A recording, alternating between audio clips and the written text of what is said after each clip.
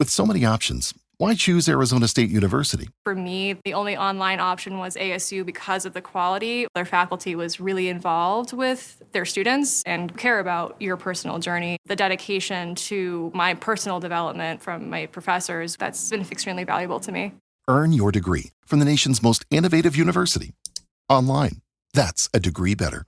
Explore more than 300 undergraduate, graduate, and certificate programs at asuonline.asu.edu. All you homeowners have unique needs. Some feel the need to paint their door a vibrant shade of blue. Others have the need to decorate their bathroom with fish, anchors, and other nautical items.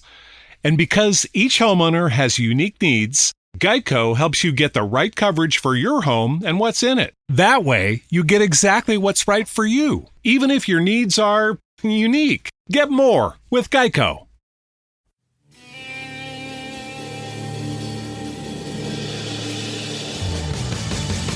You have the right to remain silent.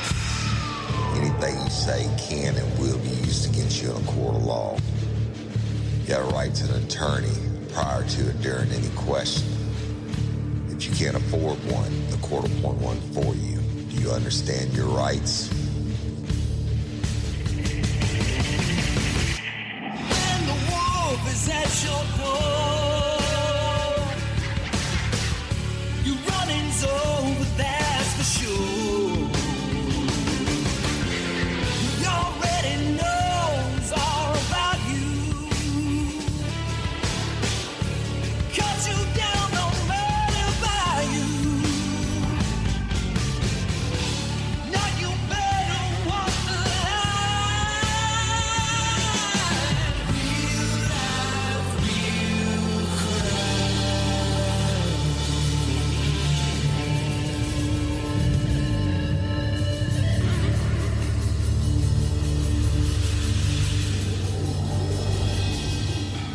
real Warning, this episode of Real Life, Real Crime, the podcast, may contain descriptions of acts of violence or that of a sexual nature and should be for people that are 18 years or older.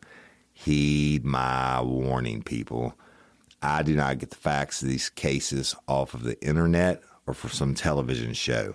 The facts I'm retelling you were presented to me by the victims of the crimes or the perpetrators who committed the crimes against the victims. My descriptions of the crime scenes, what I saw with my own two eyes. If you're going to get offended, please turn this podcast off now. Thank you. Hello, everybody. Welcome to this episode of Real Life, Real Crime, the podcast. As always, I'm your host, Woody Overton.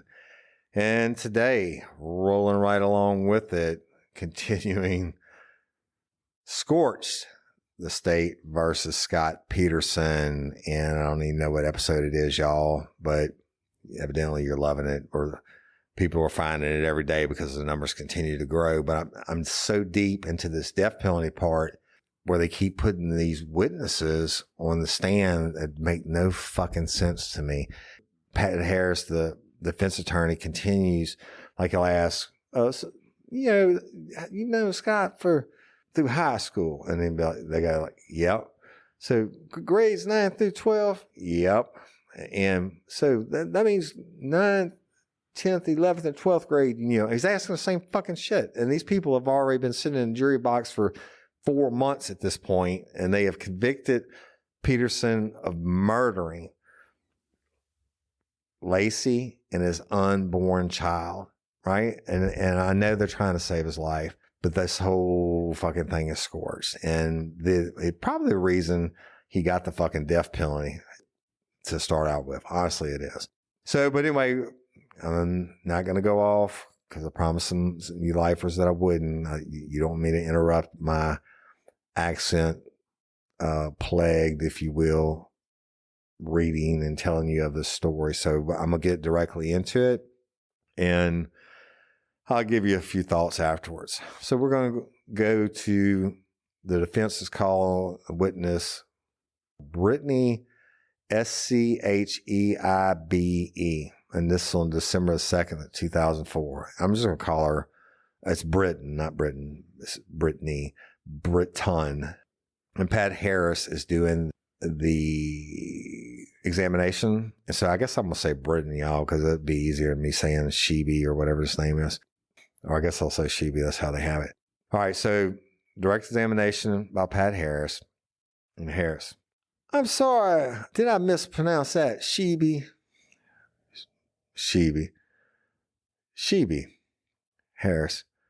Britton, I want to just spend a couple seconds and go through your background as to where you are now in life.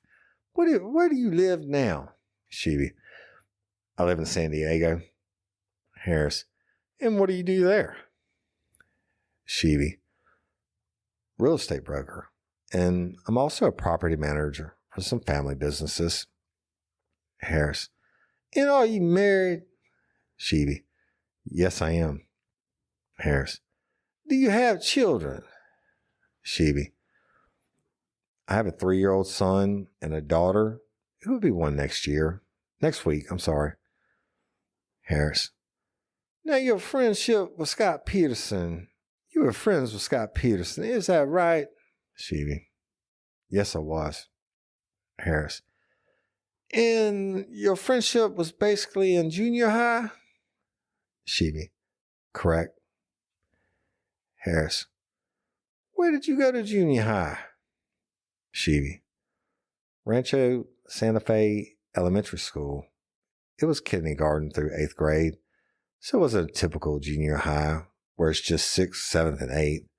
It was an entire gamut of 9 years. Harris, and so you've known him for how many years? Shebe, Scott came to school in 6th grade and graduated in 8th grade, so for 3 years. Harris, and excuse me, after that time period, you lost contact. Is that right? Shebe, right. I went to a different high school than he did, and then he and his family moved. So we just kind of lost touch over the years. Harris, and you went on to actually play professional baseball, right? Shebe, I did. Harris, and that was the Padres? Shebe, I did. Harris, when you talk about meeting Scott Peterson or having a friendship with Scott Peterson, you mentioned you had a thing that was sort of cemented. The friendship was that you had similar personalities. Shebe, yeah. I think that, when you're that age, you kind of are drawn to people who are similar to you. I think we were similar in that we were intelligent students, basically good kids from similar family backgrounds. A lot of personality characteristics were the same. We're both kind of reserved and a little shy and quiet, maybe, but, still secure in ourselves, that we don't feel the need to be like, we have to be in a cool group of kids, so to speak. So I think we kind of related on that level. Harris, how did you end up meeting Scott?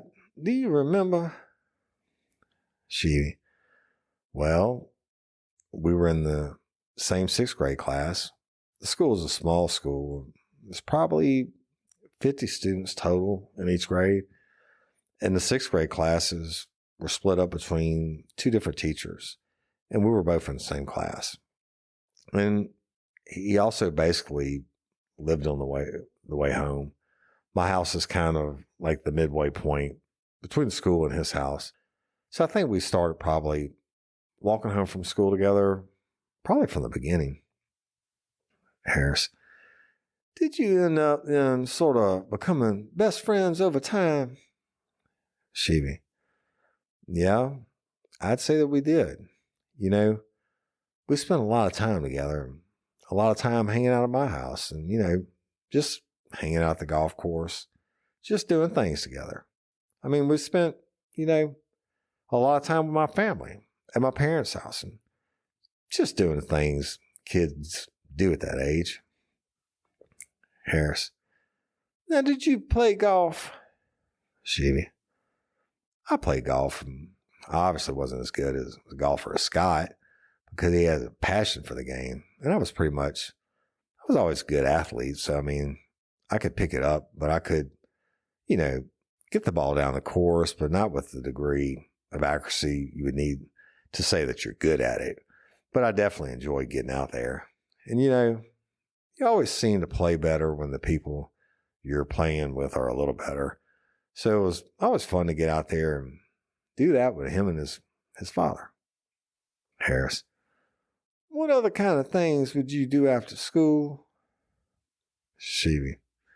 You know, we would, a lot of times what we do is we would, you know, walk basically down to the golf shop, and Scott would almost invariably always offer to buy me lunch, and he never would let me pay. And he was just, you know, incredibly generous. You know, got to the point, you know, where I know I had to stop asking to offer because I know I'd always be rejected. It's just, you know, the generosity that he would show me doing that. We would do things like go crawdad fishing. My parents have a decent sized house where, you know, we have a trampoline in the backyard. So he'd come over and we'd mess around with the trampoline, you know, invent new flips and, you know, just basically we'd stay out of trouble, but we'd do things that, you know, that most kids would do at that age. Just hang out and watch TV and play video games. Harris. You said you had classes with him. Sheevy. Yeah, I think we were in class probably together, you know, all 3 years that we were in school together. Harris. How did he interact with his teachers? Sheevy. He was always, you know, reserved, but, you know, extremely polite, very respectful. You know, a lot of kids in that age group, they feel the need to draw attention to themselves by acting up in class, maybe being a class clown or, you know, even sometimes, you know, amongst their peers, you know, trying to draw attention to themselves to make themselves look better. He was never like that. He was always extremely respectful, very polite to his teachers, very polite to students, friendly with everybody, you know, to a fault, you know. Never saw him be smart alecky, so to speak, you know, or talk back or just draw attention to himself in any way negatively. Harris. Did you see any signs of arrogance? Sheevy. No. Scott was always, you know, extremely even keel and very, you know, like I said, extremely polite. And I never saw any sign of that at all. Harris. I'd like to mark these 2 pictures. Judge. 911 through 2. Right? 2, Mr. Harris. Harris. Yes, 2 pictures. Judge. 911 and 2. Harris. While she's making those, Britton, would you take a look at these 2 potential exhibits and see if you recognize them? Sheevy. Sure. Yearbook photos. Harris. Okay. Judge. Do you want those marked? Harris. Yes. Judge. Let's mark them 9, 1, 3, and 4. Harris. That's fine. Judge. Yearbook photos. Harris. I want to show you 2 photos. Do you recognize the photos? Sheevy. I do.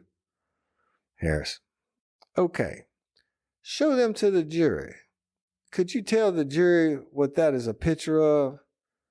Sheevy. I believe that was from Scott's probably, I'm guessing either 14th birthday. I think basically followed what would have been our freshman year. So after we had already been going to different schools. So it's just Scott and a few of us together at his birthday. And I believe it was at his parents' house. Harris.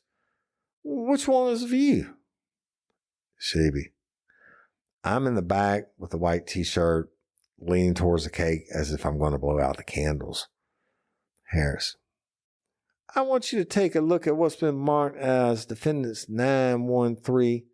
Is that a yearbook picture? Shabby. Yeah, it is. Harris. And would that be the Scott Peterson that you recognize from those days? Shabby. Correct. Harris. Now I'm going to have you take a look at Defendants 914. This is also a yearbook picture. Shabby. Yeah, it is. Harris. That's you up there and the most likely to succeed. Shabby. That's correct. Harris. Is that you? That's you right there? Shabby. That's me right there. Yeah. Harris. Underneath that, voted the class friendliest. Is that Scott Peterson? Shabby. Yeah. Harris. Do you recall if he was the friendliest? Shabby. I think he was. Before the yearbook came out, they took a poll of all the 8th grade class. And, amongst the 50 or so students in our 8th grade class, he was voted the, friendliest, which I think is a testament to him because, a lot of these polls and stuff like that are taken, especially amongst kids that age, is really a popularity contest and everybody's going to vote for their friends and whatnot.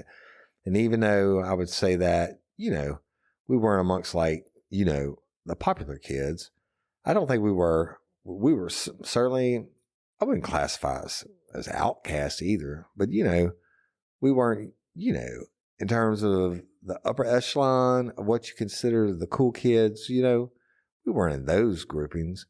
But for people to basically still view him in that way and include him into that category just shows that, it's not only the people. This episode is sponsored by MIDI Health. MIDI Health is here to change the way women experience menopause care. As a husband, I've seen my wife Cindy navigate the challenges of menopause, and it hasn't been easy. Keeping up with her symptoms while feeling dismissed by traditional healthcare providers was tough for her. It was disheartening to hear the doctors say it was all in her head or to just focus on diet and exercise. I learned that many healthcare providers lack training in menopause, which is shocking. 80% of OBGYNs report they are untrained in this critical area, and 75% feel uncomfortable discussing it with their patients. Thank goodness Cindy found MIDI. MIDI is a virtual care clinic dedicated to truly seeing, hearing, and understanding women's experiences. It was created by women for women, and they accept insurance in all 50 states. Getting started is simple. She visited www.trymidi.com/real, set up her account, and entered her insurance information and shared her symptoms. She was able to choose a convenient time to meet her clinician. During the virtual visit, she discussed her symptoms and health history in detail with a nurse practitioner trained in perimenopause, menopause, and weight management. If she needs any tests like blood work or imaging, they help coordinate it with a local facility that accepts her insurance. It's as easy as 1, 2, 3. Now she can follow her treatment plan and schedule follow-up visits. MIDI even collaborates with her other doctors for in-person treatment if necessary. Best of all, there are no hidden costs, no membership fees, and MIDI bills your insurance directly. MIDI also offers fantastic products including compound semaglutide and estriol face cream, which Cindy loves. This prescription skincare product is designed to improve skin elasticity, hydration, and texture, addressing those frustrating changes related to estrogen decline. So if you're ready to take charge of your midlife health, go to www.trymidi.com/real. That's www.trymidi.com/real to schedule a virtual visit. Join more than 200,000 women who love and trust MIDI for their midlife care. Y'all use my code SAFE15 to get $15 off your first RX product when you book your visit. Genetics can be beautiful. Maybe you got your mom's eyes or her great skin. But genetics can also be a nightmare. I hear friends say, I got my mom's belly and love handles. Don't let genetics be the thing that holds you back from getting the body you deserve. Check out the Permanent Solutions by Sano Bello. Our friends at Sano Bello are offering you their best deal. You're now included in their winter savings event, but appointments are limited. So please make your appointment today. Sonobello doctors are masters in micro laser fat removal. What is micro fat laser removal? Micro laser fat removal is a brilliant technique that removes stubborn fat permanently. Tummy, love handles, thighs, arms, wherever your problem areas are, the fat is gone in one comfortable visit. Eating healthy and workouts are great. Keep doing that. But if you want to lose that stubborn fat in one visit, check out Sonobello. Save big during their winter savings event. Schedule your free consultation now at sonobello.com/RLRC. That's SONOBELLO.com/RLRC. People that were close to him that felt, that he had character, but also people that, maybe he wasn't close to as well. Are you feeling overwhelmed by hormonal changes?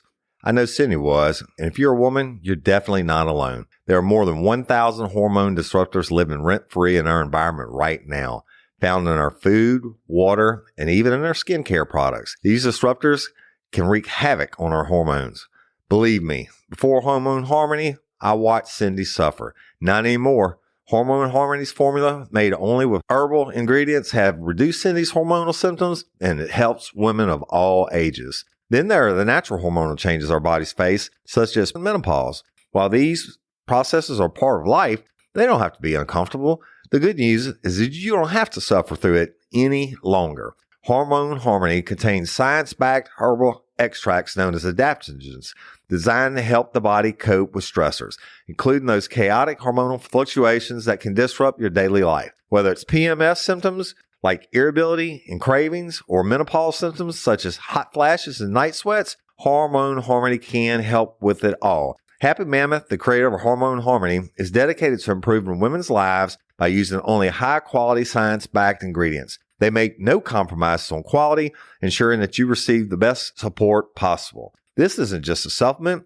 it has become a phenomenon. Women are talking about it everywhere, with a bottle of Hormone Harmony sold every 24 seconds. And the most important benefit, women express feeling like themselves again. A sentiment echoed in over 30,000 positive reviews. For a limited time, you can get 15% off your entire first order at happymammoth.com.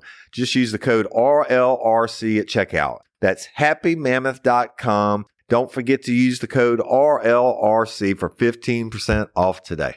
Are you ready to optimize your nutrition this year? Look no further than Factor. Factor offers chef-made gourmet meals that are dietitian approved and can be heated and enjoyed in just 2 minutes. Perfect for fueling your body and feeling great, no matter what life throws your way. Factor makes it easy to eat well and stick to your nutritional goals. Factor delivers fresh, fully prepared meals right to your doorstep, making it ideal for anyone with an active, busy lifestyle like my family.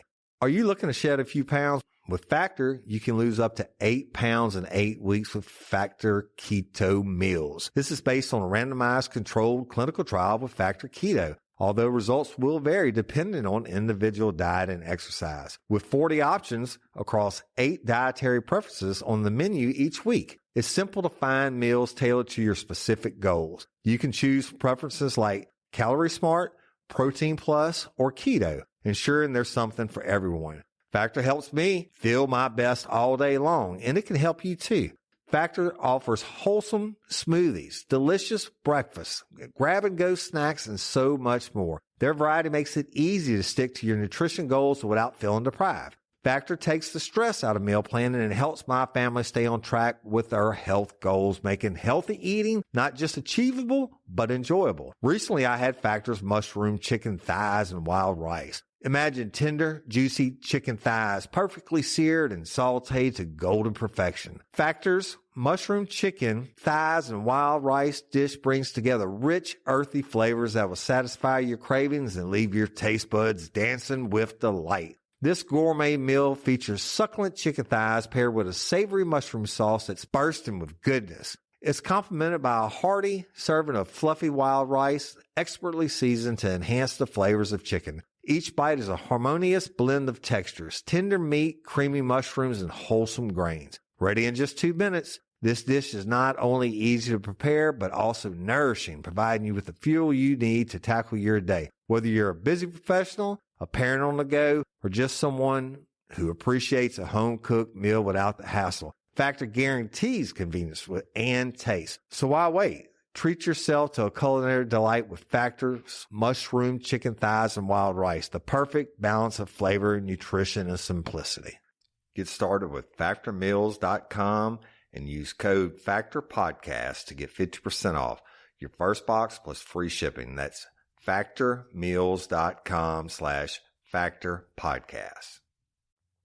Harris, thank you. You also had a chance to see him. Oh, I'm sorry. We need the light back. Mike, you had a chance to go to his house on occasion? Chevy, sure. A number of times. I would say the ratio of the times that I was at his house versus the times he was at my house is probably about 10-1, but that's only because my house was closer in proximity to the school than his was. But I definitely spent, more than a few evenings over at his place, and he's probably spent, hundreds of mine. Harris, did you have a chance to see him interact with his parents? Shebe, I did mostly on the golf course with his father. A lot of times when we'd walk home from school and I would continue on my way and his dad would come down and he'd meet him on the course. And a lot of times I'd end up walking with him, and he was always extremely respectful. I never heard him say a negative thing about his parents or, talk back or anything like that. Just nothing but respectful to both his parents. Harris, you talk about you walked along with him on the course sometimes as he played. Is he a pretty good golfer?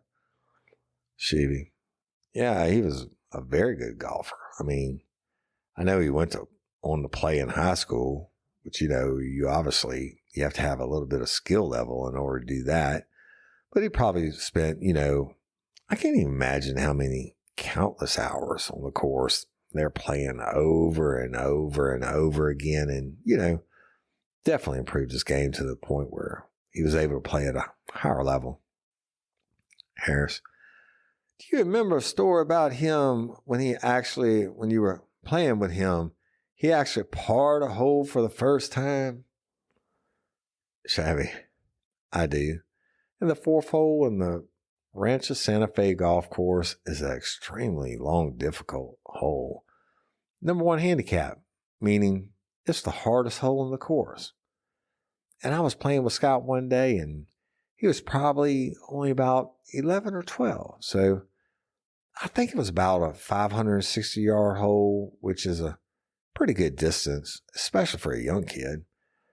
And he basically got to the point where he was walking, taking his fifth shot.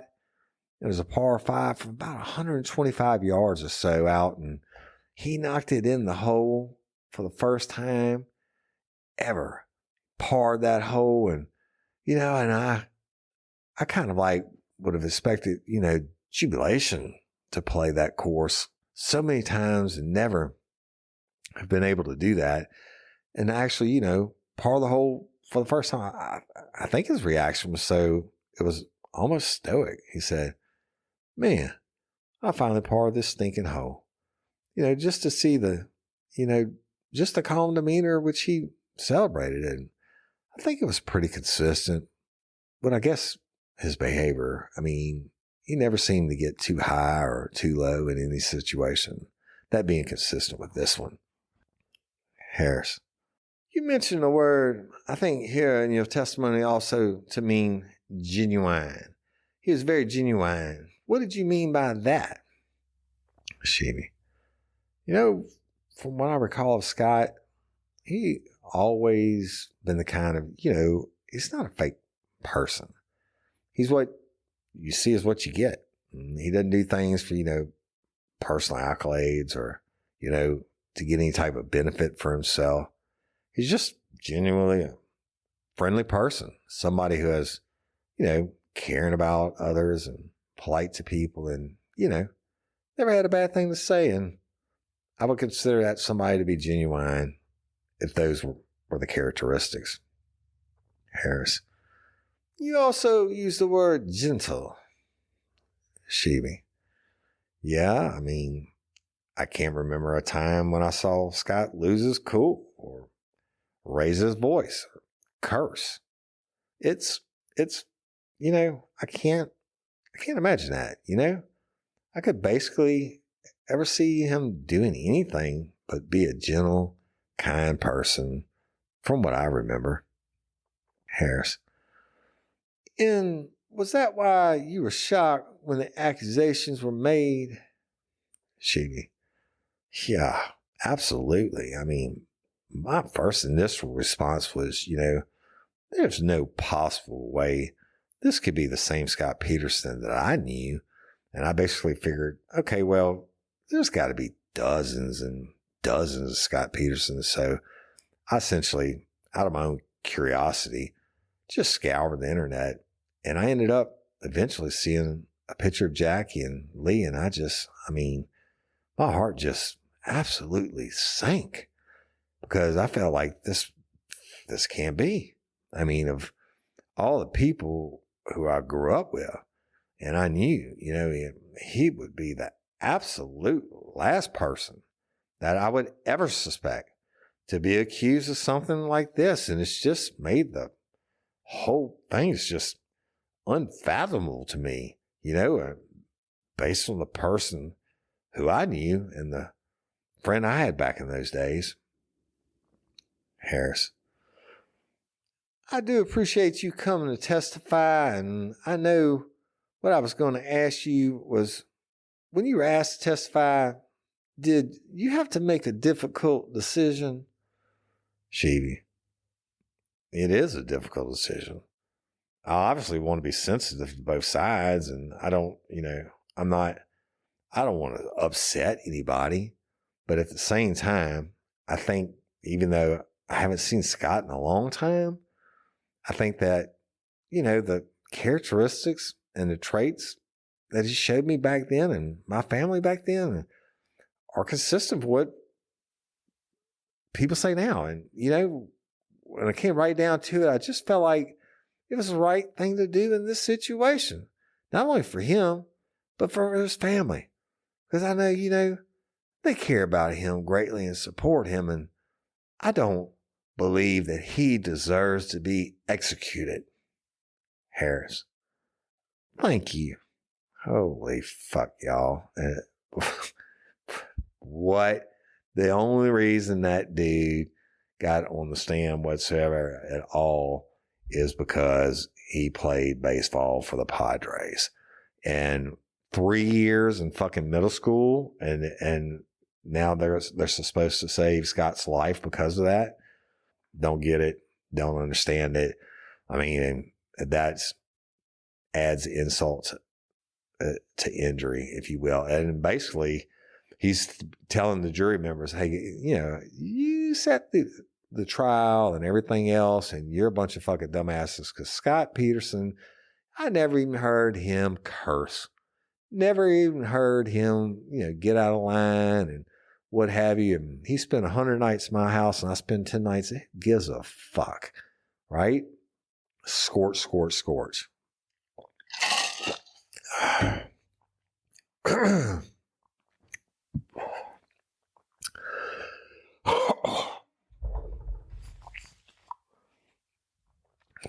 Boom. So y'all, I just got to keep doing it. I got to keep doing it. I mean, it's so scorched, it's so stupid. And it's the reason we're still talking about this case today. But let's move on. Same date, December 2nd, 2004. Pat Harris is doing the direct examination, and it is of a Joan Pernacino. We'll start. Harris. Good morning. I'm gonna call it Joan, y'all. I can't say this name a million times. Joan. Good morning. Harris. Thanks for coming. And I know that we're going to talk about your friend of Jackie, so we're going to talk about some of that. But I want to sort of set the background a little bit as to your relationship to both Jackie and then later Scott. So first of all, where do you live now? Joan. I live in San Diego. Harris. Is there a particular area of San Diego you live in? John. It's called Scorched Ranch. Harris. Where is that in relationship to the city? John. In the northern, a lot of people where Scorched Ranch is, it's since the fires, we lost over 300 homes. So it's off of 15 and near the Marine base. Harris. Okay, and how long have you lived there? John. My husband and I lived there for almost, think about this, 33 years, actually. 33 years this last month. Harris. Okay, since what, 71? John. 71, yeah. Harris. At some point while you were living there, did the Peterson family move into the neighborhood? John. They did, right below my home. Harris. Okay, so you were able to throw stones, essentially. John. I can go out of my bedroom and look down at the home they used to live in. Harris. Okay, and approximately how long did they live there? John. They were there about 5 years. I think somewhere around 5 years. Harris. Do you remember the time frame? What years they were there approximately? John. I believe it was around 75. We moved in 71. There used to be models below us. So it was after, they sold out on the track and then they moved into one of the houses below us. Harris. So you think it was around from like 75 to 80? John. Right. 75 to 80. Right around that time. Harris. And that would have put Scott somewhere between the ages of about 3 to about 8 or 9. Right around that area. Is that about right? Is that your memory? John. Yeah. Harris. How did you end up meeting the Peterson family? John. Jackie was a Cub Scout den mother, and so that's how, my son joined the Cub Scouts, and that's how I met her. Harris. Now, what's your son's name? John. Andrew. Harris. And was Andrew approximately the same age as Scott? John. He's a little bit younger, and Scott's birthday is October, and my son's birthday is in April. Harris. They were in the same Cub Scout group together. John. Yes. Harris. And you would go with Jackie in some kind of, I don't know what the term for it is these days. Did they call it den mother or something? John. Yes, she was the den mother. Harris. So you would go to her house? Joan. Yes, I would help. I would help her. Sometimes I would help her, or sometimes I would just take my son down there. Harris. Did you end up developing a friendship with Jackie? Joan. Oh, yeah. Almost instantly. Harris. Why is that? Joan. To know Jackie is to love Jackie. She is such a giving, loving person, gregarious and outstanding. There's just an instant rapport. And plus, we discovered that we both had attended the same Catholic girls' high school in San Diego. Our brothers both went to the Catholic boys' school. The people that we knew, there were a lot of similarities. And we were both starting out businesses, and we had fledgling businesses, big families. Harris. What business were you starting out? John. We have a restaurant. Harris. Do you still have a restaurant? John. Yeah, we do. Harris. What's the name of that? John. Pernisanos. Not very original. Harris. As the years went on, did you maintain that friendship with Jackie? Joan. Yes. Something actually Andrew taught me when he was in high school is that we have a lot of acquaintances in our lifetime, but we only have a handful of friends, and I'm lucky to count Jackie as a friend. Harris. During the time you were living there, that you were living in Scripps Ranch, and the Petersons were also living there, did you have a chance to go to their house? Joan. Yes. Harris. On those occasions, did you have a chance to see Jackie and Lee interact? Joan. Yes. Harris. How would you characterize their relationship? Joan. Calm, easygoing. It was very different than in my home. My home was a little chaotic and very boisterous, whereas Jackie's was more even, more organized, and everybody got along. Harris. Did they seem to have a loving relationship? Joan. Yeah, definitely. Harris. Did you get to know Lee also? Joan. Yeah. Harris. And how would you describe Lee in your words? Joan. Well, Lee and my husband are very similar in that they're quiet. They're a little more introverted, whereas Jackie and I are very extroverted. Harris. The period that you lived there, did you also get to know Scott? Joan. Yes. Harris. And when you first impressions of Scott as a child, what were they? Joan. Very even, calm, very different from my son, who was very rambunctious. Child who was there, but not, going crazy, running around, just on the quiet side. Let me think how else to, as I said, very opposite from my son, who was very boisterous and noisy. Harris. Did he seem to have a good relationship with his parents? Joan. Oh, excellent. Excellent. I think that's one of the things that struck me. I was always in awe of the family because Scott spent as much time with his dad as he did with his mom. If he wasn't with his mom, he was with his dad. Harris. Is that unusual to you?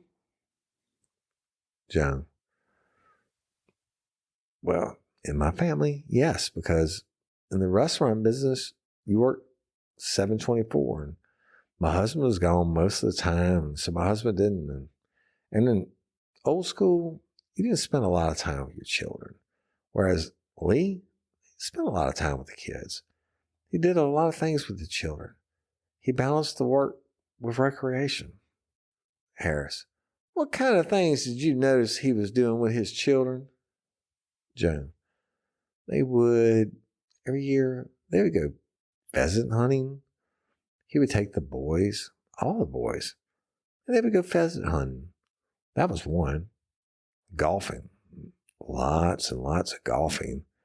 And whenever I would talk to Jackie during the afternoon, after school, during the summer, Lee and Scott or Lee and the boys would be out golfing. Shopify is a global commerce platform that helps you sell at every stage of your business and sell more with less effort thanks to the Shopify magic, your AI-powered all-star. Sign up for a $1 per month trial period at shopify.com/redcircle, all lowercase. Go to shopify.com/redcircle now to grow your business, no matter what stage you're in. Shopify.com/redcircle. All you homeowners have unique needs. Some feel the need to leave up holiday decorations year-round. Others have the need to use their garage as practice space for their new metal band. And because each homeowner has unique needs, Geico helps you get the right coverage for your home and what's in it. That way, you get exactly what's right for you, even if your needs are unique. Get more with Geico. Harris.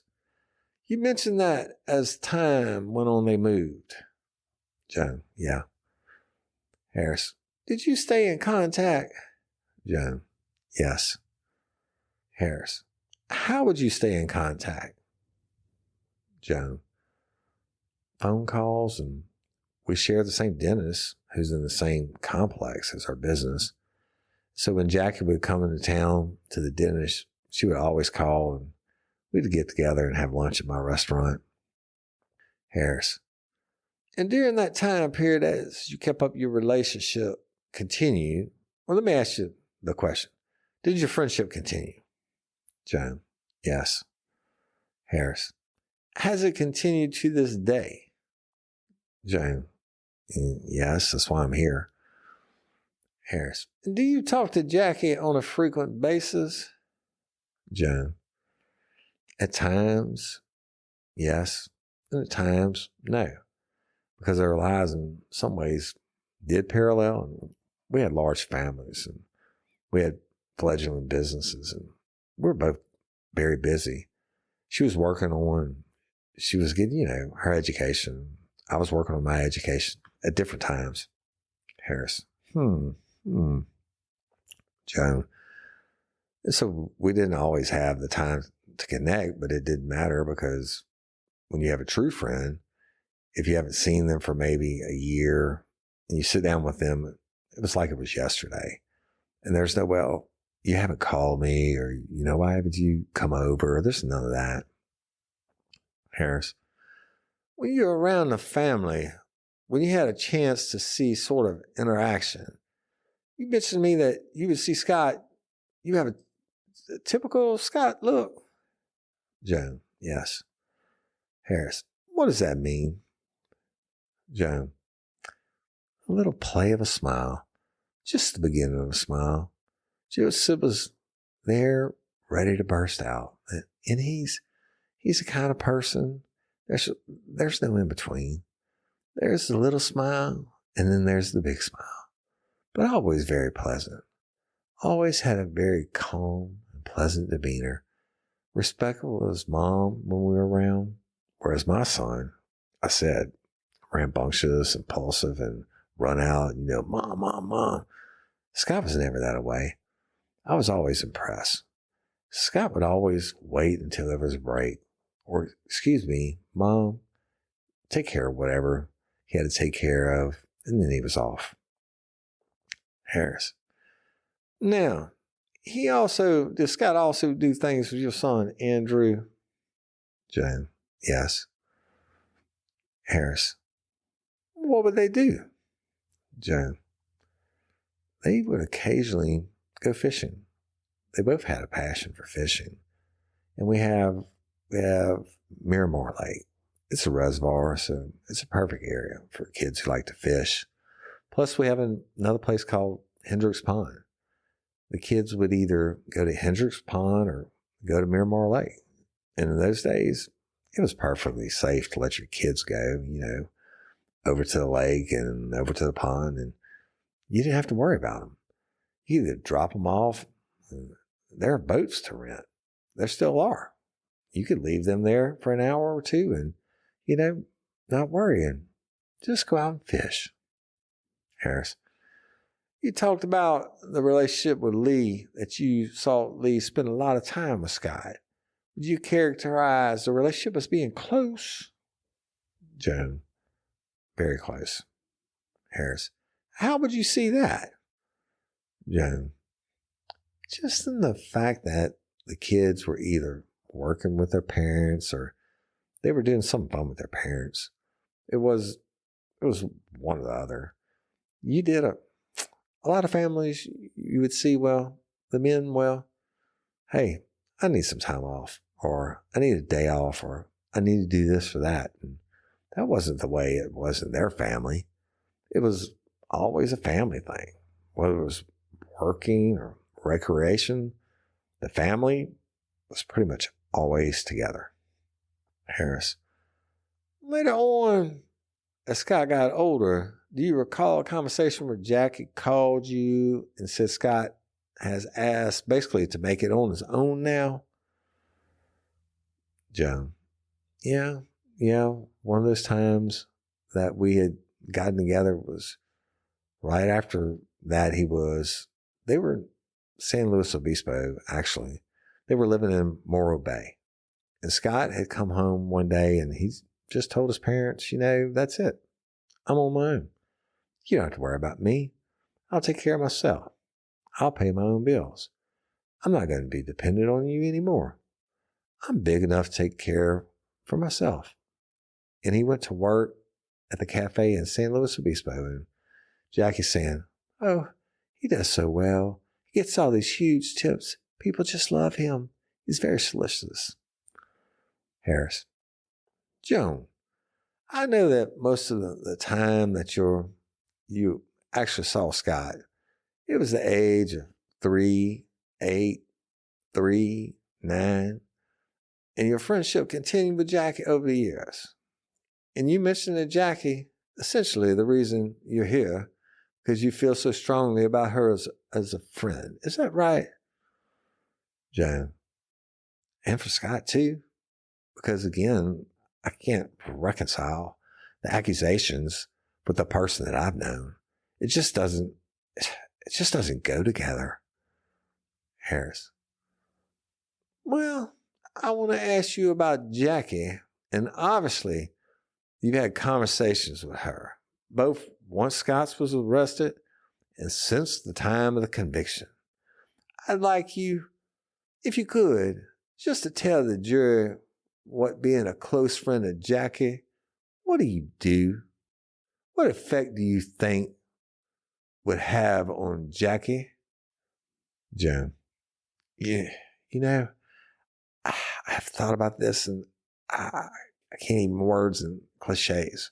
They're not strong enough to tell you how I feel now or I know what this will do to her.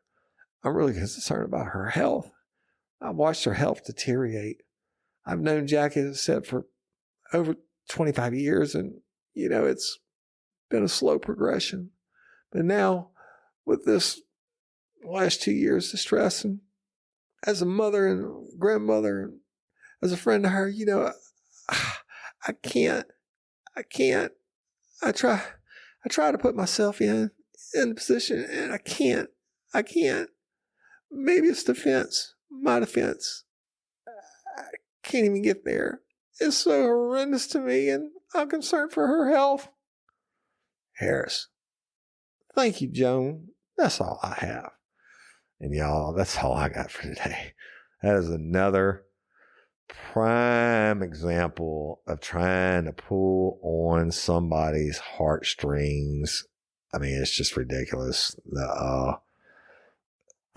Come on, man. She knew he had a quarter of a smile to a full smile. And he wasn't rambunctious like my kid.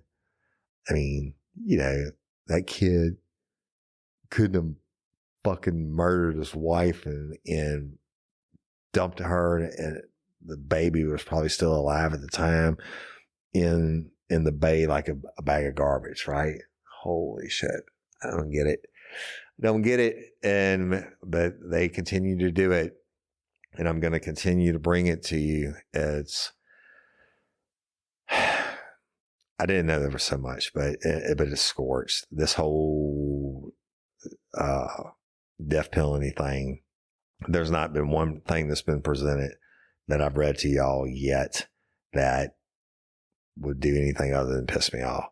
All you said is so far as he had every opportunity in life, came from a great family, was a great kid, great everything, great work ethic, great student, great friend, nice to the non-cool kids. He was a great golfer, a great fisherman, and, the greatest of the fucking great. Motherfucker, I'm sitting here, I already convicted him for murdering his wife. I saw the autopsy photos. I saw baby Connor's degraded body. I saw all the shit. I heard him basically fucking Amber Fry and on the phone at his wife and his unborn son's missing memorial. I've already convicted him. And you're telling me all this? We'll see. Anyway, I am going to conclude this episode of Scorched, the state versus Scott Peterson. Thank you, Patreon convicts, Apple subscribers. Hope you're enjoying your commercial-free early releases and bonus materials, bonus episodes, everything else. Hashtag Justice for Haley. Y'all please continue to like and share it. True crime time for the show that Cindy and I do on Monday, Tuesday, Wednesday, Thursdays. Thank you for liking and listening and sharing. That's awesome. You are amazing. Lifers are the best in the world. LOPA, Louisiana Organ Procurement Agency, nonprofit, save lives every single day. And probably have the hardest job on the face of the earth, to be honest with you. You think about that going in when your loved one is laying there brain dead, and they come in, but your loved one and made the choice to be a hero, to be an organ donor, and they come in and they have to help you with that transition. Wow. They're really a bunch of special people. That's why I'm always going to support them. So if you haven't, please go sign up to be an organ donor. You don't have to be a lifer from Louisiana. You can be a lifer from Tijuana, Mexico. Go to lopa.org, take 2 minutes, fill out the questionnaire, become an organ donor, become a hero. All right. And I'm Woody Overton, your host of Real Life, Real Crime, the podcast. Until next time or ever, don't let me catch you down on murder. Bye. Peace.